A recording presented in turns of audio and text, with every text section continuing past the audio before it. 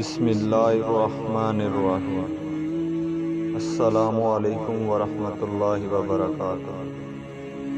فرمان مصطفیٰ صلی اللہ علیہ وآلہ وسلم،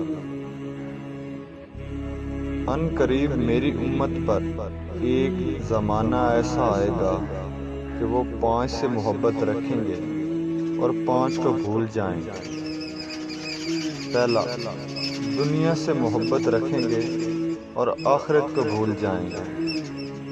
دوسرا کام، مال سے محبت رکھیں گے اور حساب و آخرت کو بھول جائیں گے۔ تیسرا کام، مخلوق سے محبت رکھیں گے اور خالق کو بھول جائیں گے۔ چوتھا کام، گناہوں سے محبت رکھیں گے اور توبہ کو بھول جائیں گے۔